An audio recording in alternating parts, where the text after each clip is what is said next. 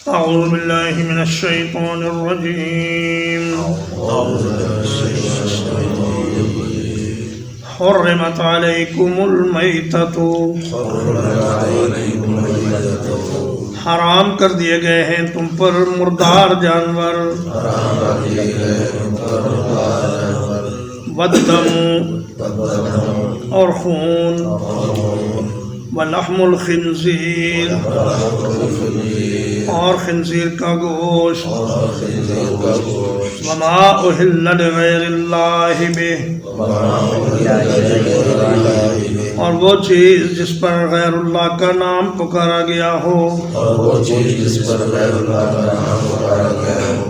فرمایا کہ جتنے بھی حلال جانور ہیں اگر وہ طبعی موت مر جائیں تو پھر ان کا گوشت کھانا تمہارے لیے جائز نہیں ہے، الا یہ کہ انہیں باقاعدہ شرعی طریقے سے ذبح کیا جائے۔ لیکن قرآن مجید کے اس عام حکم کو نبی کریم صلی اللہ علیہ وسلم کی ایک حدیث نے خاص کر دیا ہے۔ یہ حدیث مسند احمد میں ہے اور سنن ابن ماجہ میں ہے، اور شیخ البانی رحمہ اللہ نے السلسلۃ الصحیحہ میں اس کو صحیح کہا ہے کہ رسول اللہ صلی اللہ علیہ وسلم نے فرمایا کہ احلت لنا میتتان والدمان، کہ اللہ نے ہمارے لیے 2 مردار اور 2 خون حلال کر دیے ہیں۔ اما المیتتان فالجراد والحوت، فرمایا کہ جو مردار ہیں وہ مکڑی اور مچھلی، کیونکہ ان پر باقاعدہ ان کو ذبح نہیں کیا جاتا، یہ بغیر ذبح کے ہی مر جاتی ہیں، تو دم مسفوح چونکہ ان میں نہیں ہوتا اس لیے ان کو بغیر ذبح کے کھانا جائز ہے۔ وَأَمَّا الدَّمَانُ فَالتِّحَالُ وَالْكَبِدُ، فرمایا کہ جو 2 خون ہیں وہ تلی ہے اور جگر ہے، ان کا کھانا بھی ہمارے لیے اللہ نے جائز قرار دے دیا ہے۔ ورنہ خون چاہے وہ دم مسفوح ہو، یعنی جو ذبح کرتے وقت گلے سے نکلتا ہے وہ ہو، یا عام خون ہو، کسی بھی جانور کا خون، وہ ہمارے لیے استعمال کرنا جائز نہیں ہے سوائے ان 2 خونوں کے جن کا نبی کریم صلی اللہ علیہ وسلم نے تذکرہ فرما دیا۔ اور میڈیکل سائنس بھی اب اس بات کی تصدیق کر رہی ہے کہ خون انسانی معدے میں ہضم نہیں ہوتا اور انسان کی صحت کے لیے نقصان دہ ہے۔ انسانی خون جو ہے وہ پاک ہے یا حرام ہے؟ انسانی خون بھی حرام ہے، لیکن اس کا کھانا حرام ہے، مگر وہ اس کا جسم پر لگنا نجس نہیں ہے۔ اور اگر جسم پر خون لگا ہو تو نماز ہو جاتی ہے، اور اس کی دلیل وہ حدیث ہے جس میں نبی کریم صلی اللہ علیہ وسلم کے 2 صحابہ پہرا دے رہے تھے اور ایک صحابی نماز پڑھ رہے تھے اور انہیں آ کے دشمن کا تیر لگا، ان کا خون بہتا رہا اور وہ نماز پڑھتے رہے۔ تو یہاں سے علماء نے یہ مسئلہ اخذ کیا ہے کہ اگر خون کپڑے پر لگ جائے تو وہ نماز ہو جاتی ہے۔ البتہ حیض کا خون نجس ہے، اگر کسی خاتون کو حیض کا خون لگا ہو تو اس کی نماز اس کپڑے میں نہیں ہوگی جب تک اس کو صاف نہ کر لے۔ تو فرمایا کہ خنزیر کا گوشت یہ بھی اللہ نے حرام کر دیا ہے، چاہے اس کی کوئی بھی شکل ہو۔ یورپ میں تو اس کے کباب بنائے جاتے ہیں، اس کی ڈشیں بنائی جاتی ہیں، ڈبوں میں پیک کر کے دیا جاتا ہے، اور بہت سے مسلمان بھی بیچارے جو وہاں بلا علمی میں اس کو کھا لیتے ہیں یا پھر مجبوری میں پھنس جاتے ہیں، انہیں اور کوئی گوشت ملتا نہیں، تو ان کو احتیاط کرنی چاہیے کہ وہ گوشت دیکھ کر لیا کریں کہ اس میں خنزیر کے گوشت کی کوئی بھی ملاوٹ نہ ہو۔ اور جس جانور پر غیر اللہ کا نام لیا جائے وہ بھی حرام ہے، جیسے کہ ہمارے ہاں پیروں کے نام پر اور آستانوں کے نام پر جانوروں کو ذبح کیا جاتا ہے اور ان کی خوشنودی کے لیے جانور ذبح کیے جاتے ہیں، ویسے ہی زمانہ جاہلیت میں بتوں اور اپنے باطل معبودوں کی خوشنودی کے لیے جانور ذبح کیے جاتے تھے۔ والمنخنقۃ، اور جو گلا گھٹ کے مر جائے، والموقوذۃ، اور جو چوٹ سے مر جائے، والمتردیۃ، اور جو بلندی سے گر کر مر جائے، والنطیحۃ، اور جو سینگ مارنے سے مر جائے، وما اکل السبع، اور جسے درندے پھاڑ کھائیں،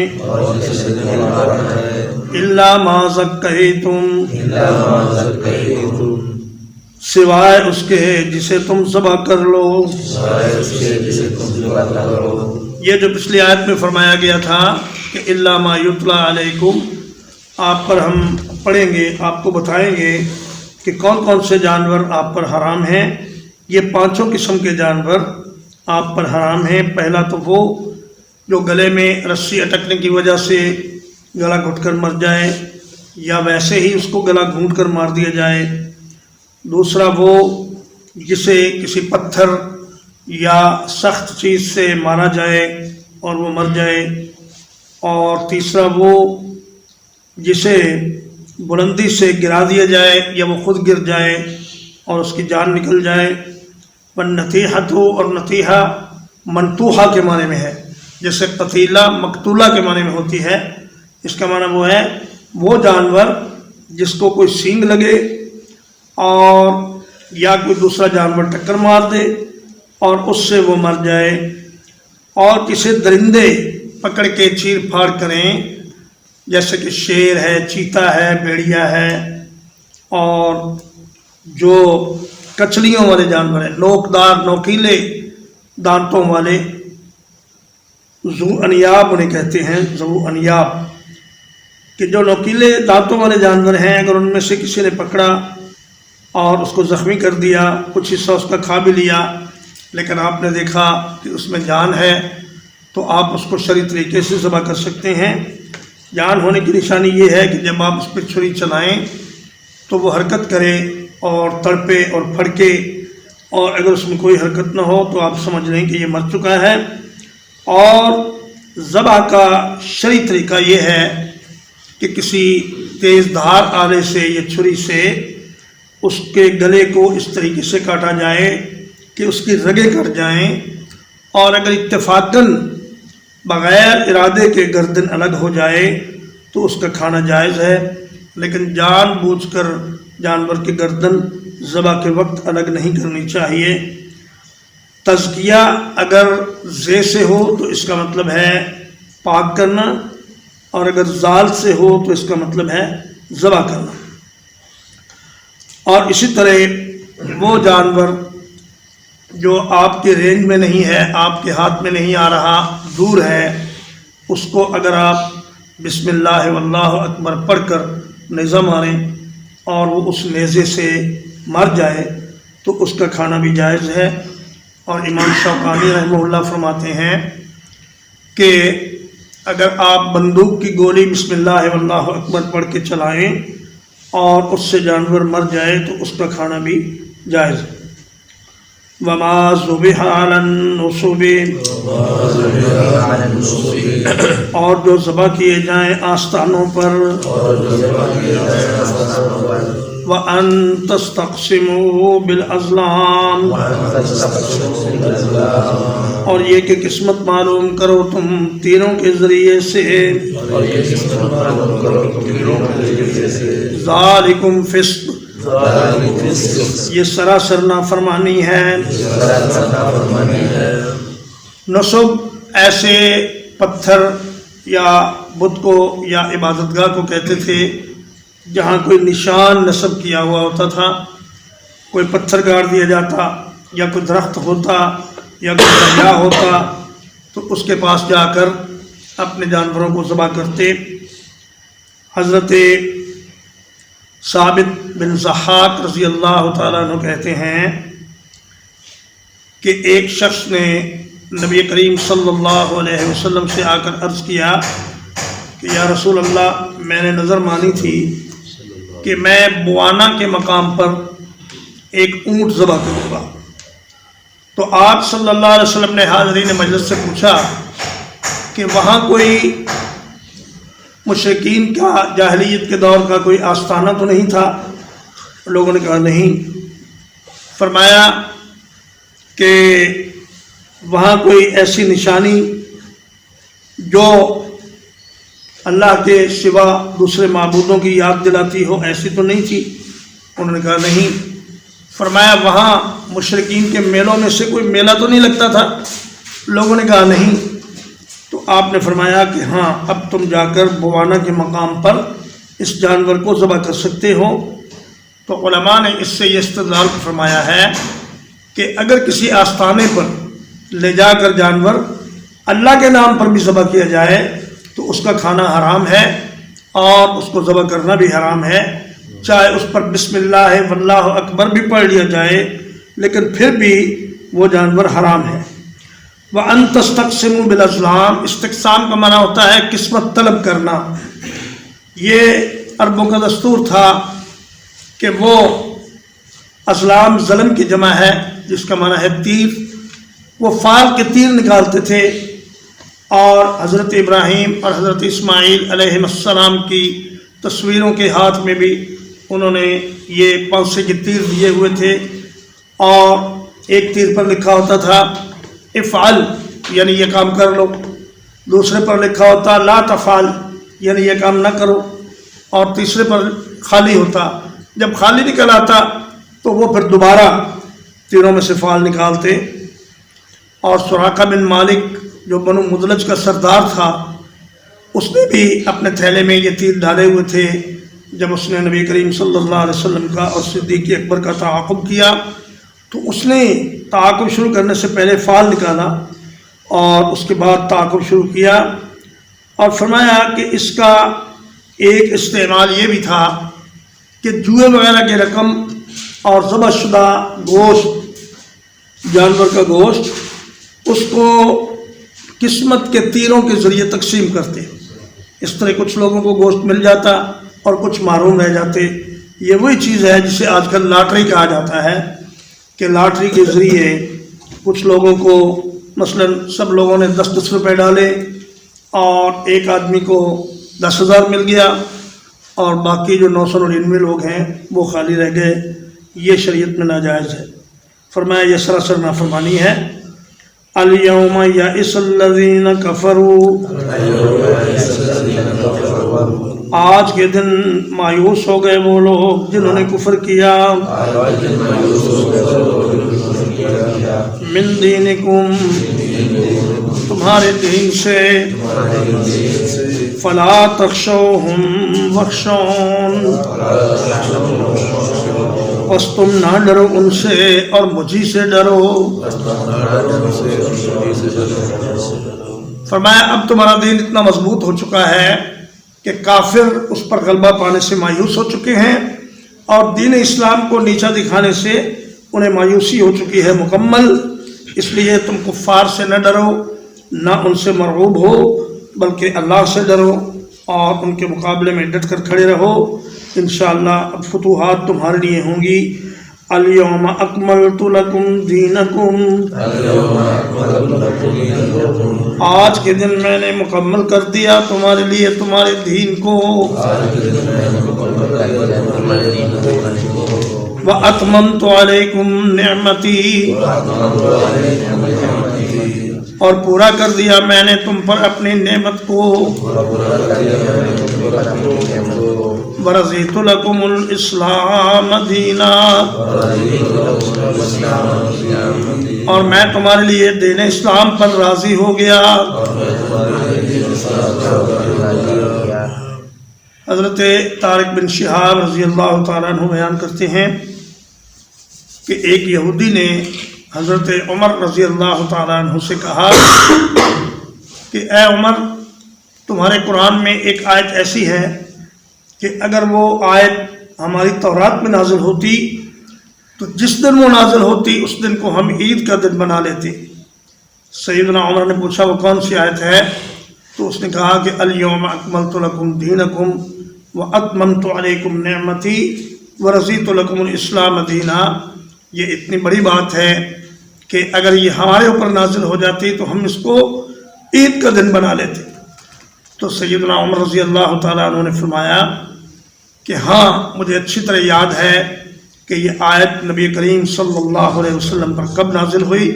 فرمایا 9 ذو الحج کا دن تھا، آپ عرفات کے میدان میں تھے، پچھلے پہر کا وقت تھا، جمعے کا دن تھا جب آپ صلی اللہ علیہ وسلم پر یہ آیت نازل ہوئی اور آپ نے بڑی خوشی اور مسرت سے اس کا اظہار فرمایا۔ فَمَنِ اسْتُرَّ فِي مَخْمَصَةٍ، بس جو کوئی مجبور کر دیا جائے بھوک کی حالت میں،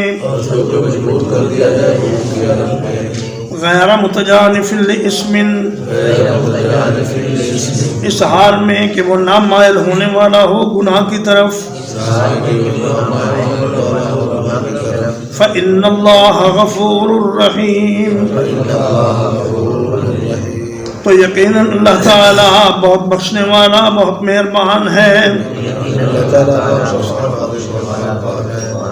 فرمایا ایسا آدمی جو بھوک سے مر رہا ہو اس کے لیے بقدر ضرورت حرام کھا لینا بھی جائز ہے، لیکن مجبوری کے عالم میں جائز ہے۔ ایسا نہ ہو کہ آدمی اپنی زندگی کا معیار بلند کرنے کے لیے سود کھانا شروع کر دے اور بغیر مجبوری کے اور بغیر اضطرار کے ہی حرام کھانا شروع کر دے۔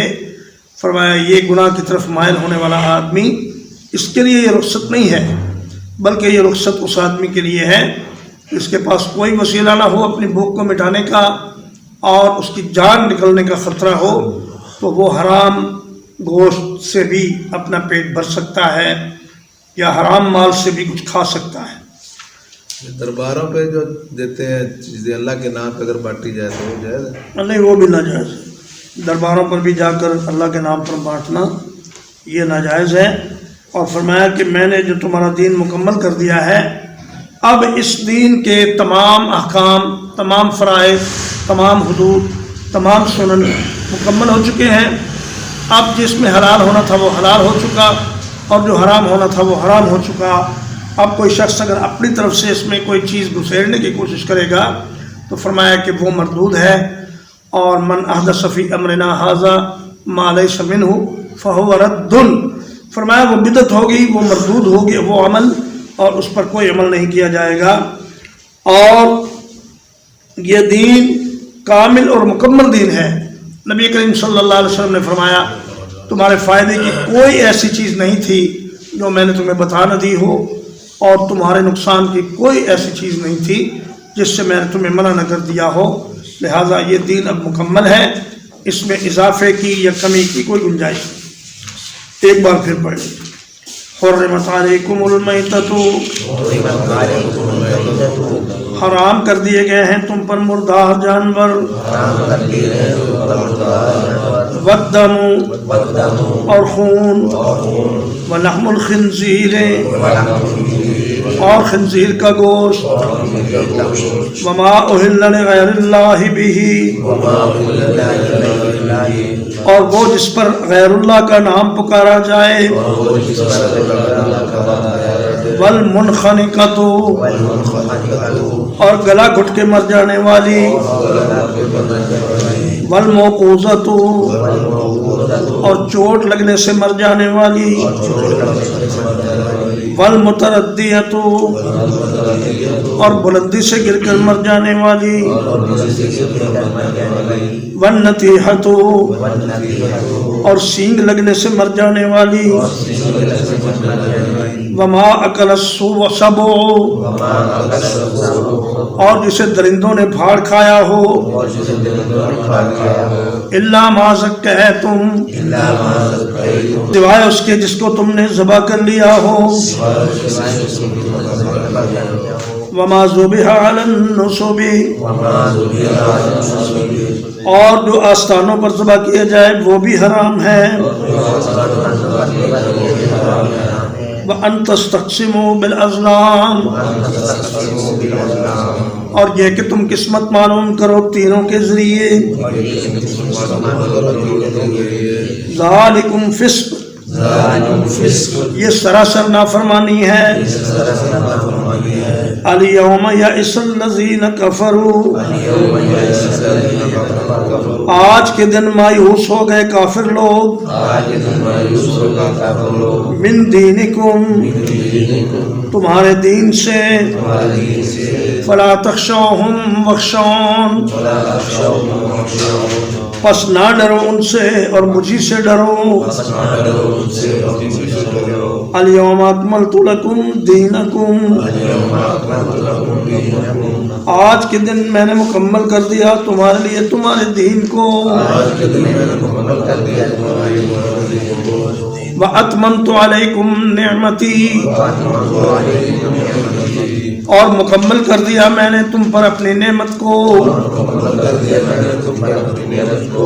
وَرَضِيتُ لَكُمُ الْإِسْلَامَ دِينًا، اور راضی ہو گیا میں تمہارے لیے اسلام پر دین کے طور پر.